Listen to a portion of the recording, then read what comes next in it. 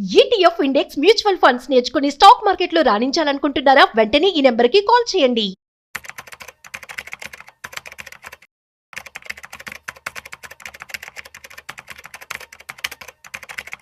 Sir నమస్తే sir. నమస్తే sir.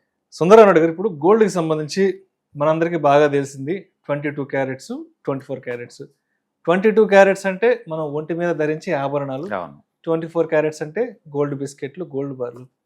But ఈ మధ్య కాలంలో ఈ గోల్డ్కి సంబంధించి మళ్ళా ఏదో 18 క్యారెట్స్, ఏదో మళ్ళీ 14 క్యారెట్స్, 9 క్యారెట్స్, 10 క్యారెట్స్ అంటూ కూడా రకరకాల గోల్డ్ క్లాసిఫికేషన్ వచ్చేసింది. మళ్ళీ దీంట్లో ఏదో ఏదో రోజ్ గోల్డ్ అంట, వైట్ గోల్డ్ అంట, బ్లూ గోల్డ్ అంట, రకరకాల క్లాసిఫికేషన్ కదా. ఎస్, ఒక్కసారి అసలు గోల్డ్కి సంబంధించినటువంటి ఎటువంటి క్లాసిఫికేషన్స్ ఉన్నాయి, దేని ఎలా అర్థం చేసుకోవాలి? అచ్చం ప్యూరెస్ట్ గోల్డ్ అంటే 24 క్యారెట్స్ అండి. 99.9% గోల్డ్ ఉన్న దాన్ని మనం ప్యూరెస్ట్ గోల్డ్. ఆ గోల్డ్ అంటే 24 క్యారెట్స్ అనమాట. అయితే ఇది మరీ వెరీ సాఫ్ట్ గా ఉంటది. ఎంత సాఫ్ట్ అంటే గట్టిగా వచ్చామనుకోండి డిజైనింగ్ అంత పోద్ది. గట్టిగా ఫోర్స్ గా నువ్వు నొక్కామంటే డిజైన్ పోద్ది. అది అలాంటి మేడం మీద మనం ధరించలేం కదా. ప్రెజర్ గ్రోత్ ఊరికిన డిజైన్ పోతుంది కదా, అప్పుడు ఆర్టిజన్ యొక్క వర్క్ పోతుంది కదా. అందుకని దీన్ని బంగారం రూపంలో మనం బిస్కెట్స్ రూపంలో నిల్వ ఉంచడానికి పనికొస్తుంది తప్ప వంచడానికి పనికిరాదు. ఎందుకంటే గట్టిగా ప్రెజర్ క్రియేట్ చేస్తే ఒత్తుపద్దు కాబట్టి. అందుకని మనలో ఏం చేస్తారంటే దాన్ని ఆర్నమెంట్ లో వాడటం కోసం బంగారాన్ని తగ్గిస్తారనమాట. బంగారం ప్యూరిటీని తగ్గిస్తే వేరే మెటల్ ని లోడ్ చేస్తారు. సో 22 క్యారెట్స్ అన్నాం అనుకోండి, 91.6% గోల్డ్ ఉంటుంది. 91.6% గోల్డ్ ఉంటుంది.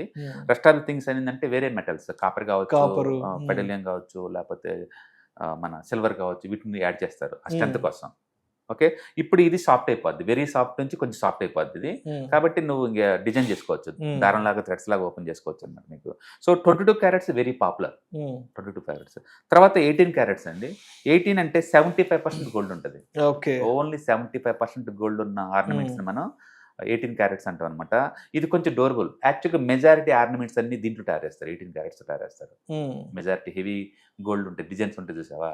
ఆ హెవీ అంటే మరీ సాఫ్ట్గా ఉండకూడదు, దీంతో 18తో చేస్తారనమాట. ఓకే, తర్వాత 14 క్యారెట్స్ అండి. 58.3% గోల్డ్. ఓకే, 58% గోల్డ్, దాన్ని మనం 14 క్యారెట్స్ అంటాం.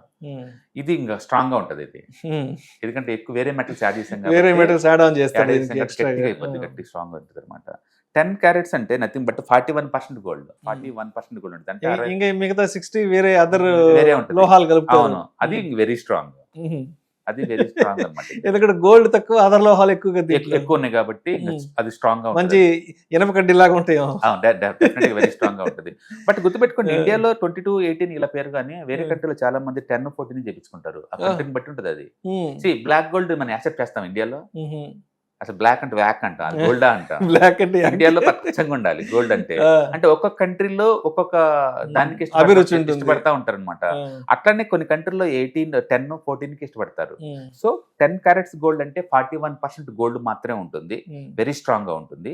అండ్ 14 క్యారెట్స్ గోల్డ్ అంటే మాత్రం 58% గోల్డ్ ఉంటుంది, ఇది కూడా స్ట్రాంగ్ పరంగా ఉంటుంది. 18 క్యారెట్స్ అంటే 75% గోల్డ్.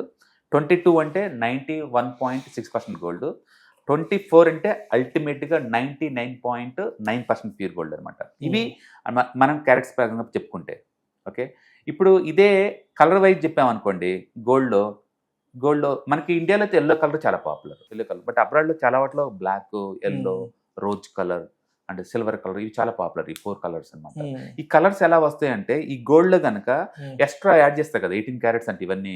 ఆ యాడ్ చేసినప్పుడు సిల్వర్ గానీ, కాపర్ గానీ, జింక్ గానీ, లేదా పెలాడియం ఇలాంటి మెటల్స్ లోడ్ చేసినప్పుడు ఆటోమేటిక్ దానికి కొన్ని కలర్ దీనికి అటాచ్ అవుతుంది.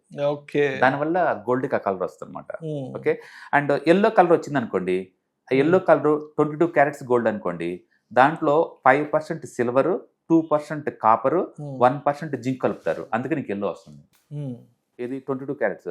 అదే 9 క్యారెట్స్ గోల్డ్ అన్నాం అనుకోండి, గోల్డ్ 91 బదులు 37 పెడతాడు, అండ్ సిల్వర్ 42% పెడతాడు, అండ్ కాపర్ 20% పెడతారు. ఇది 9 క్యారెట్స్ గోల్డ్ అంటే. అంటే సిల్వర్, కాపర్ ఆ రెండు లోడ్ చేయడం వల్ల ఎల్లో కలర్ వచ్చేస్తాను నీకు. అందుకని కలర్ ఎందుకు వస్తుంది అంటే ఈ కాపర్, జింక్, సిల్వర్ పెట్టడం వల్ల నీకు ఆ కలర్ వస్తుంది అనమాట. అదే నీకు రోజ్ కలర్ కావాలనుకోండి 22 క్యారెట్స్లో 91% గోల్డ్ పెడతాడు, 22% కాపర్ యాడ్ చేస్తారు. కాపర్ కలర్ రెడ్ కాబట్టి ఆటోమేటిక్ రోజ్ కలర్ వచ్చేస్తుంది. ఓకే, నీకు రోజ్ కలర్ గోల్డ్ కావాలా దానికి కాపర్ని యాడ్ చేసుకోండి, ఏది 30% దాకా. అదే నీకు వైట్ కలర్ గోల్డ్ కావాలా, వైట్ కలర్ గోల్డ్ 22 క్యారెట్స్ అనుకోండి, నీకు ఎక్కువ సిల్వర్ని లోడ్ చేయాలి. సిల్వర్ ఆల్మోస్ట్ 30% లోడ్ చేస్తారు, అందుకని నీకు వైట్ కలర్ వస్తుంది. అందుకని మీకు ఏ కలర్ కావాలి. కొన్ని కంట్రీలో బ్లాక్, ఈవెన్ బ్లాక్ కూడా వెరీ పాపులర్. ఓకే, సో వాళ్ళు ఏ కలర్ లోడ్ చేస్తాను దాన్ని బట్టేసి వస్తుంది అనమాట. సో గోల్డ్లో silver, zinc and copper and Palladium, ఈ మెటల్స్లో ఏ మెటల్ లోడ్ చేశారు అని దాన్ని బట్టేసి నీకు బ్లాక్ కానీ వైటిష్ అంటే సిల్వర్ కలర్ కానీ రోజ్ కానీ అండ్ పింక్ కానీ వస్తాయి అనమాట. మీకు ప్యూర్ గోల్డ్ అయితే ఎక్కువ సార్లు లైట్ ఎల్లోయిష్ ఉంటుంది, ఎల్లోయిష్ ఉంటుంది అనమాట. సో అందుకని మనకి ఏ కలర్ కావాలన్నా లోడ్ చేయొచ్చు. అది ఎన్ని క్యారెట్స్ అవతల దాన్ని లోడ్ చేస్తున్నారు అంతనమాట. అది అంటే 18 క్యారెట్స్ చాలా పాపులర్. 18 అండ్ 22 మామూలు ప్యూర్ గోల్డ్ ఎక్కువ ఉంటుంది కానీ, బట్ 18 పాపులర్. 18 తర్వాత ఇప్పుడు నీకు ఏది లోడ్ చేస్తే ఆ కలర్ వచ్చేస్తుంది. అంటే చాలా మంది షాప్స్ వాళ్ళు ఏం చేస్తారంటే 18 క్యారెట్స్ని 22 అని చెప్పి కూడా అమ్మేస్తుంటారు చాలా మంది. ఆర్నమెంట్ లో ఉన్నప్పుడు మెయిన్ ఏంటంటే మీకు ఎంతకంత తెలుసుకుని తీసుకెళ్ళిపోవడం బెటర్. అండ్ బ్రాండెడ్ వాటిలో ఏంటంటే గ్యారంటీ కార్డులు, బైబ్యాక్ కార్డులు ఇస్తారు కాబట్టి తిరిగి ఇవ్వడం గ్యారంటీ. మన ఇంటి దగ్గర తెలిసిన వాళ్ళ దగ్గర తయారు చేస్తుంటారు, అక్కడ 18 22 ఇచ్చేస్తారు వాళ్ళు, ఆటోమేటిక్ మారిపోతుంది. బట్ పల్లెటూరులో ఏంటంటే వాళ్ళు కలర్ ని ఇష్టపడతారు, ఎల్లో ఇష్కుంటే ఎంత ఎల్లో ఇష్కుంటే అంత లైక్ చేస్తారు. బట్ వాళ్ళకి అర్థం కావాల్సింది ఏంటంటే ఆ ఎల్లో ఇష్ కలర్ అనేది గోల్డ్ నుంచి రావట్లేదు, వేరే మెటల్స్ వచ్చిన అర్థవతిసాలు. అందుకని కొన్ని కంట్రీస్ లో అయితే, ఆఫ్రికా కానీ లేదా వెస్టర్న్ కంట్రీస్ లో అయితే బ్లాక్ గోల్డ్ చాలా పాపులర్. వాళ్ళు డిగ్నిఫైగా ఉంటుందని చెప్పేసి బ్లాక్ పెట్టుకుంటారు. అది గోల్డ్ అనే విషయం మనం యాక్సెప్ట్ చేయం, మనం చేయం పర్టికులర్ గా. అందుకని ఇండియాలో గోల్డ్ అనేది ఒక స్టేటస్ సింబల్. చాలా మంది ఇన్వెస్ట్మెంట్ అనుకుంటారు కానీ ఇండియాలో అది ఇన్వెస్ట్మెంట్ కానే కాదండి, ఇట్స్ ఎ స్టేటస్ సింబల్.